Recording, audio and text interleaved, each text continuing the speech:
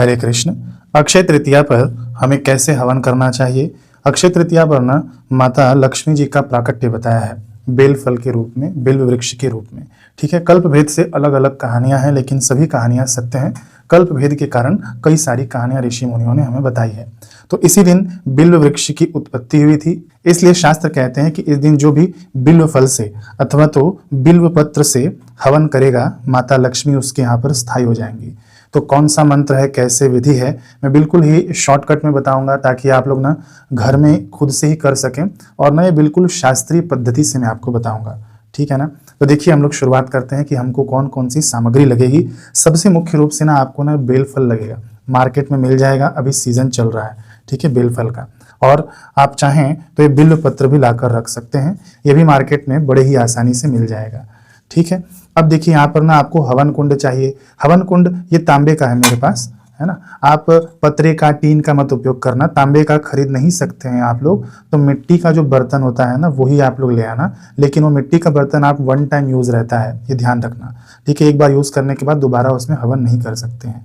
तो ये देखिए मेरे पास तांबे का है बर्तन, और उसके बाद मैंने यहाँ पर देखिए घरों में टाइल्स होती है, तो इसलिए मैंने सावधानी के लिए पहले ही बता दिया है कि कुछ ईंटा रख लेना, है ना, अथवा तो बालू रख देना, मिट्टी रख देना, और उसके ऊपर स्वास्तिक जैसा बना लेना, कुमकुम से, हल्दी से, किसी से भी आप बना लेना, और उसके ऊपर ही आपको यह हवन कुंड रखना है। इतना समझ गए आप लोग? मैं इसे अभी हटा देता हूँ ताकि वीडियो में ठीक से दिखे। अब यहाँ पर आपको आचमन के लिए जल रखना है। फिर यहाँ पर जैसे कि आप लोग जानते ही होंगे कि अग्नि हम लोग बाहर प्रज्वलित करते हैं, है ना। लकड़ियाँ पहले से हवन कुंड में सजा कर नहीं रखनी है, चिता सजा कर रखी जाती है, हवन कुंड नहीं। ठीक है, लकड़ियाँ इसलिए मैंने बाहर रखी हुई हैं। ये गोबर के कंडे हैं, गाय के गोबर का, और ये धूप की ना एक विशेष लकड़ी आती है, इसमें बड़ा सुगंध होता है। ये विशेष करके ना बड़े बड़े यज्ञ में उपयोग किया जाता है, ये लकड़ी है। तो इस लकड़ी का मैंने बोल रखा है अपने टीम मेंबरों को, ये लकड़ी आपको स्टोर पर मिल जाएगा, स्टोर का लिंक मैं आपको दे दूंगा, है ना। ये पूरा कॉम्बो बना कर देंगे लकड़ी और गोबर आदि का, देख लेना आप लोग। फिर देखिए ये भी है, इसी का ना छोटा रूप है, आप नीचे डाल कर रखेंगे अथवा तो बीच बीच में आप इसको डालते रहेंगे ना तो अग्नि जलती रहेगी। आप इसका ना उपयोग ऐसे भी कर सकते हैं कि इसके अंदर घी और तिल मिलाकर रखिए, और रोज इसका ना जो धूप आप जलाते हैं गाय के गोबर के कंडे का, उसके ऊपर थोड़ा डाल देंगे ना तो घर में बड़ी खुशबू होगी, और ये प्राकृतिक खुशबू है। ठीक है, तो ये मैंने आपको बता दिया। अब देखिए हम लोग ये आरती के लिए दिया रखे हुए हैं, कपूर से आरती के लिए।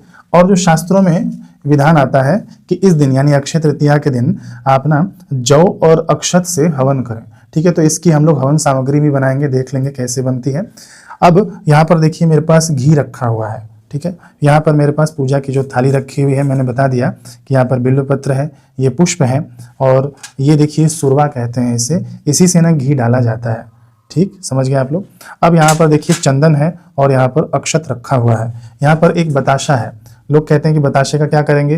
देखिए बताशे का ना षष्ठीकृत यानी लास्ट में जब हवन पूरा हो जाता है तब हम इस बताशे को घी में डुबाकर डालते हैं। तो आइए अब हम लोग शुरुआत करते हैं कि कैसे हमको पूजन करना है। अब हम लोग पूजन की शुरुआत करते हैं। तो पूजन की शुरुआत करने से पहले सबसे पहले आप दीपक जला लेना। ठीक है, दीपक जलाने के बाद हमको ना समस्त शुद्धि करनी होती है। तो शुद्धि करने के लिए सबसे पहले आप अंतर शुद्धि कर लेना। अंतर शुद्धि करने के लिए आप ना एक बार हाथ में जल लेना, भगवान का नाम लेना, जो भी भगवान का नाम आपको आता है, पसंद है, भगवान का नाम लेकर आप इसे पी जाना। फिर दोबारा लेना, फिर पी जाना, तीसरी बार भी लेना, फिर पी जाना। ठीक है, चौथी बार भी लेना आप, और ना अपने लेफ्ट तरफ आप अपना हाथ धो लेना।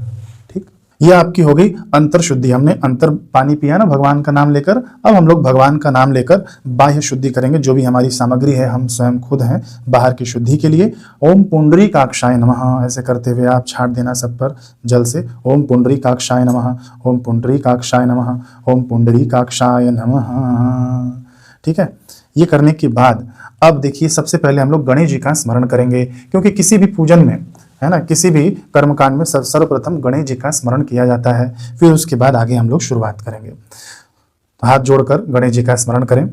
गजाननं भूत गणादि सेवितं कपित जम्बो फलचारु भक्षणम् उमासुतं शोक विनाशकारकं नमामि विघ्नेश्वर पाद पंकजं। नमामि विघ्नेश्वर पाद पंकजं। ओम श्री महागणाधिपतये नमः। ठीक, अब हमने गणेश जी का स्मरण कर लिया। सर्वप्रथम हम लोग दीप ज्योति का पूजन करेंगे। कैमरा मैंने थोड़ा नीचे किया। अब देखिए, दीप ज्योति का पूजन करने के लिए आप एक पुष्प ले लेना। पुष्प में आप ना चंदन और अक्षत ले लेना। अब मंत्र मैं यहाँ से पढ़ रहा हूं, आप लोग भी साथ में ही करते जाना। ठीक है, ये वीडियो मैंने ऐसे ही बनाया है कि आप लोग सब साथ में करते जाएं। दीप ज्योति पर ब्रह्म, दीप ज्योति जनार्दन, दीपो हर तुम्हें पापम, सांझ दीपो नमोस्तुते। ये हम लोग दीपक के पास अर्पित कर दें। ठीक है, दीपक के पास अर्पित करने के बाद अब देखिए हमको ना तैयारी करनी है। तैयारी करने के लिए मैं कैमरा ऊपर कर देता हूँ थोड़ा। अब देखिए ना, हमको ना तैयारी करनी है। इस बिल्व वृक्ष का अंदर का जो गुदा होता है उसके अंदर हम लोग निकालकर घी में डुबोकर हवन करेंगे। तो इसके लिए क्या है ना कि मैं पहले से ही इसे थोड़ा फोड़ लेता हूँ, फिर उसके बाद हम लोग ये शुरुआत करते हैं। ये देखिए मैंने यहीं पर फोड़ लिया, यहाँ पर पत्थर था। तो अब ये है अंदर का गिरी, इसको गुदा भी कहते हैं। तो ये जो है ना, आप इसे जितना उपयोग हो उतना ही आप लोग रखिएगा। ठीक है, तो मान लीजिए मेरे को तो अभी इतना उपयोग नहीं होगा, मैं केवल आपको डेमो के लिए दिखा रहा हूँ। तो ये देखिए मैं इसको इधर रख देता हूँ बगल में, और थोड़ा सा इसमें से निकाल कर हम यहाँ पर रख लेंगे थाली में। तो ये हमने पूर्व तैयारी कर ली। अब हम लोग हवन कुंड को ऊपर रखेंगे। स्वास्तिक जिस पर हमने बनाया है ना, उधर हम लोग हवन कुंड को रख देंगे। अब हम लोग हवन सामग्री भी बनाना जरा देख लें। जो लोग जानकार होंगे उनको पता होगा। मान लीजिए कि मैंने 4 चम्मच तिल लिया है। ठीक है, 4 चम्मच तिल ले लिया, तो इसका आधा मुझे चावल लेना है, यानी 2 चम्मच चावल लेना है। ठीक है, और इसका आधा यानी 1 चम्मच जौ लेना है। अब आप भले इसे 4 मुट्ठी लीजिए, है ना, तो इसे 2 मुट्ठी लीजिएगा और इसे 1 मुट्ठी लीजिएगा। मैंने एक मात्रा बता दी है आपको, और इसको मिक्स करके इसके अंदर थोड़ा सा आपको ना घी मिला देना है। ठीक है, इतना ही घी मिलाना कि हाथ में आपका चिपचिपा नहीं हो। ये आपकी बन गई हवन सामग्री, एकदम शुद्ध घर की हवन सामग्री। बाहर की हवन सामग्री में तो संदिग्धता रहती है, कैसा सामान है कैसा नहीं है। ये पवित्र हवन सामग्री आपकी बन गई। अब मैं इसे भी हटा देता हूं। अब सर्वप्रथम हम लोग ना संकल्प करेंगे। तो हाथ में आप अक्षत ले लेना, जल ले लेना और पुष्प ले लेना। मैं यहाँ से संकल्प बोलूंगा और आप लोग संकल्प साथ में करना। चलिए, आप अपना सबसे पहले नाम ले लीजिए, पूरा नाम लीजिएगा आप। मम कुटुंबस्य सपरिवारस्य नित्य कल्याण प्राप्ति अर्थे अलक्ष्मी विनाश पूर्वकम 10 विध लक्ष्मी प्राप्ति अर्थम श्री महालक्ष्मी देव्य प्रीति अर्थम श्री सूक्तस्य एवं मंत्र पूर्वकम यज्ञ अहम करिष्ये। हवन कुंड के बाहर आप ये जो द्रव्य आपने हाथ में लिया है छोड़ दीजिएगा। आपने अभी संकल्प कर लिया। अब हम लोग अग्नि का प्रज्वलन करेंगे, अग्नि का पूजन करेंगे, फिर उसके बाद हम लोग अपनी हवन आहुति शुरू करेंगे। तो बिल्कुल सरल सा मंत्र बता रहा हूं, आप भी अग्नि जलाना साथ में। तो ये बोलना ओम पावक अग्ने नमः। आप ये बोलना साथ में, ओम पावक अग्ने नमः। जल्दी से आप इसे रख देना अंदर, है ना, और ये लकड़ियां थोड़ी बहुत आप लगा देना, इसके अंदर सजा देना।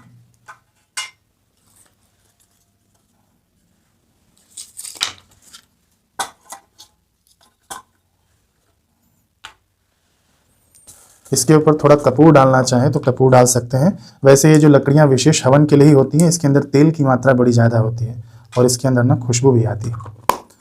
तो ये हमने थोड़ा कपूर भी डाल दिया है। अब हम लोग अग्नि देवता का पूजन करेंगे। ठीक है, हाथ में अक्षत और पुष्प ले लेना, चंदन लगाकर ऐसे ही आप बोल देना ओम पावक अग्ने नमः, ओम पावक अग्ने नमः।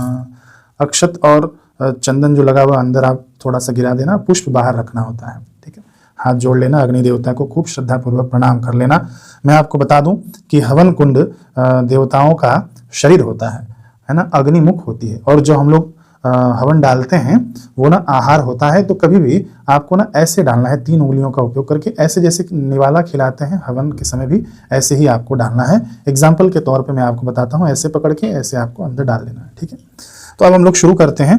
सबसे पहले आपको ना सप्तघृत की आहुति देनी होती है ना, ये मुख्य है, आपको देना ही पड़ेगा।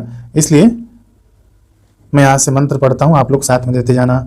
ओम प्रजापते स्वाहा इदम प्रजापते न मम, ओम इंद्राय स्वाहा इदम इंद्राय न मम, ओम अग्नये स्वाहा इदम अग्नये न मम, ओम सोमाय स्वाहा इदम सोमाय न मम, ओम भुव स्वाहा इदम अग्ने न मम, ओम भुवः स्वाहा इदम वायवे न मम, ओम स्वः स्वाहा इदम सूर्याय न मम।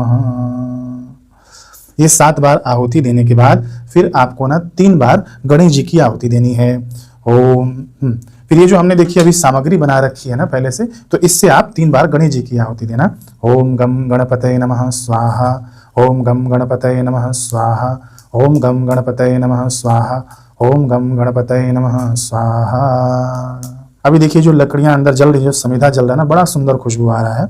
अब हम लोग क्या करेंगे, शास्त्र जैसे कहते हैं कि भगवान के नाम की आहुति इसके अंदर दे दें, तो प्रथम हम लोग ना ओम नमो नारायणाय की आहुति भी देंगे 3 बार।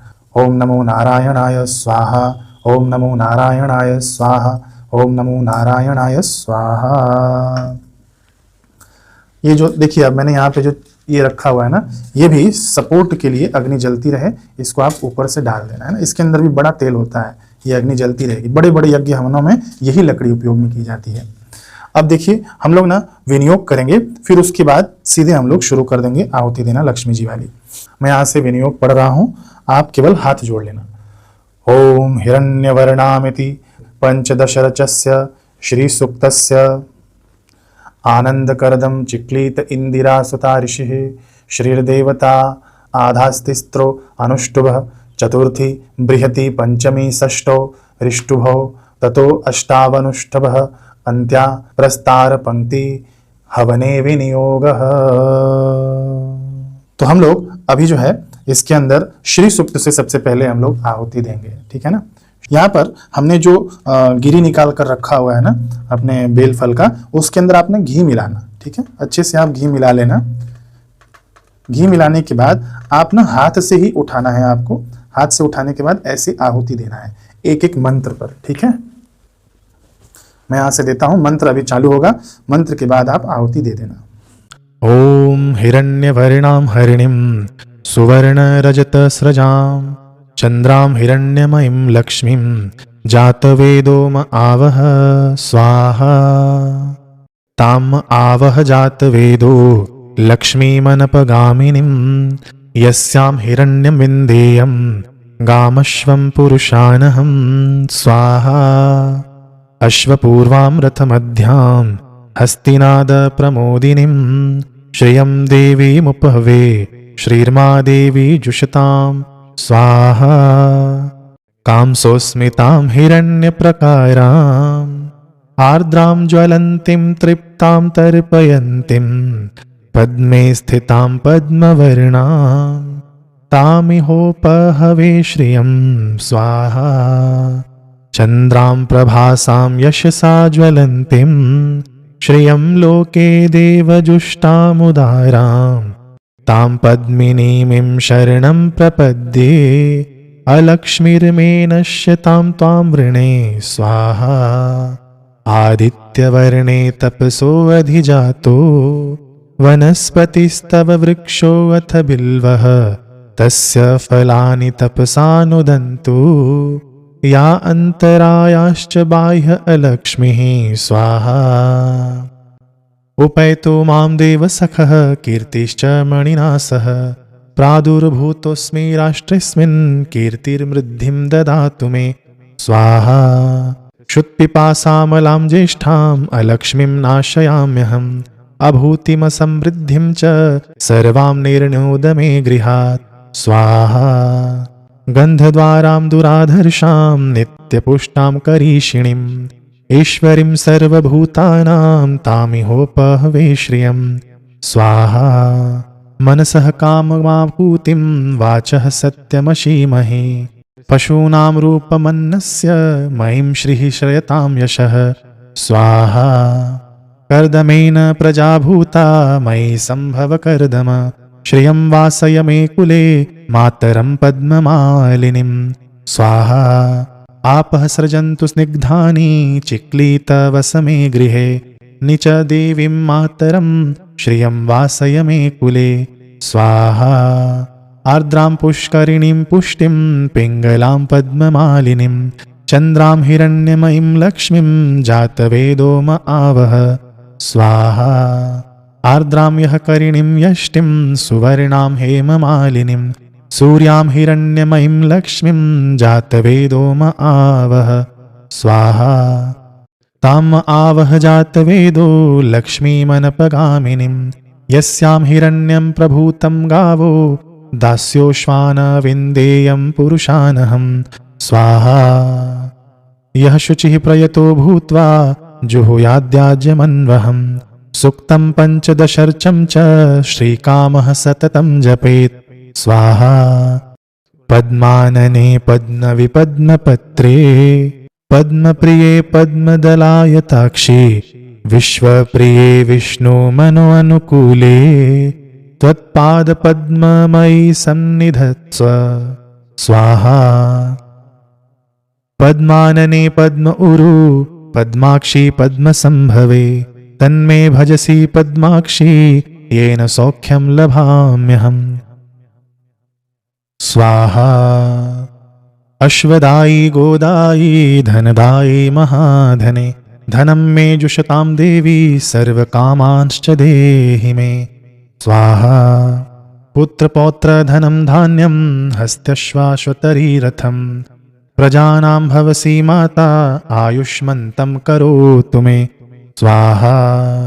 धनमग्निर्धनं वायुर्धनं सूर्यो धनं वसुः धनमिन्द्रो बृहस्पतिर्वरुणो धनमश्विनः स्वाहा। वैनतेय सोमं पिबतु वृत्रः सोमं धनस्य सोमिनो मह्यं ददातु सोमिनः स्वाहा। न क्रोधो न च मात्सर्यं न लोभो नाशुभा मतिः भवन्ति कृतपुण्यानां भक्त्या श्रीसूक्तजापिनां स्वाहा।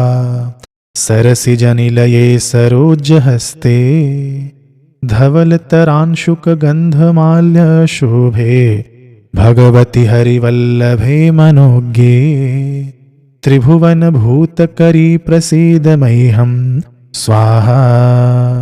विष्णुपत्नीं क्षमां देवीं माधवीं माधवप्रियां लक्ष्मीं प्रियसखीं भूमिं नमाम्यच्युतवल्लभां स्वाहा। महालक्ष्म्यै च विद्महे विष्णुपत्नी च धीमहि तन्नो लक्ष्मीः प्रचोदयात् स्वाहा। आनन्दः कर्दमः श्रीदश्चिक्लीत इति विश्रुतः ऋषयः श्रियः पुत्राश्च श्रीर्देवीर्देवतामतः स्वाहा। ऋणरोगादिदारिद्र्य पापक्षुदपमृत्यवः भयशोकमनस्तापा नश्यन्तु मम सर्वदा स्वाहा। श्रीर्वचस्वमायुष्यमारोग्यम् अविधाच्च क्षोभमानं महीयते धनं धान्यं पशुं बहुपुत्रलाभं शतसंवत्सरं दीर्घमायुः स्वाहा। अब ना जब ये मंत्र संपूर्ण पूरा हो जाए फिर उसके बाद ना आप यदि आपका गिरिय बच गया है तो आप मंत्र बोलते हुए डालना। मंत्र आपको स्क्रीन पर दिखेगा श्रीम ओम स्वाहा, श्रीम ओम स्वाहा। ठीक है, आप इससे भी डाल सकते हैं, थोड़ा थोड़ा ही डालिएगा, बुझ जाता है ना, नहीं तो अब बुझ जाए तो कपूर डालकर आप जला लेना। ठीक, अब देखिए जो पत्तियां हैं ना, ये पत्तियां आपके पास 11 हो, 21 हो, 51 हो, 108 हो, इनसे भी आपको हवन करना है लक्ष्मी जी के लिए। तो इन पत्तियों को आप ना घी में डुबोएंगे। यहाँ पर मेरे पास घी रखा हुआ है, ऐसे घी में आप डुबो देंगे और मंत्र यहाँ से पढ़ा जाएगा श्रीम ओम स्वाहा। ठीक है, इस प्रकार से आपको पत्तियों की भी आहुति देनी है। श्रीम ओम स्वाहा, श्रीम ओम स्वाहा, श्रीम ओम स्वाहा। इस प्रकार से आपको आहुति देनी है, मैंने यहाँ पर बता दिया है आपको। फिर उसके बाद जब ये संपूर्ण आहुति हो जाए, है ना, आपके पास यदि सामग्री बची हो तो आप ना डालते जाना। इससे भी जिस भी मंत्र का आपको आहुति डालना होगा आप उस मंत्र की आहुति डालते जाना। ठीक है, इसको संपूर्ण समाप्त कर देना, खत्म कर देना इसको डालकर।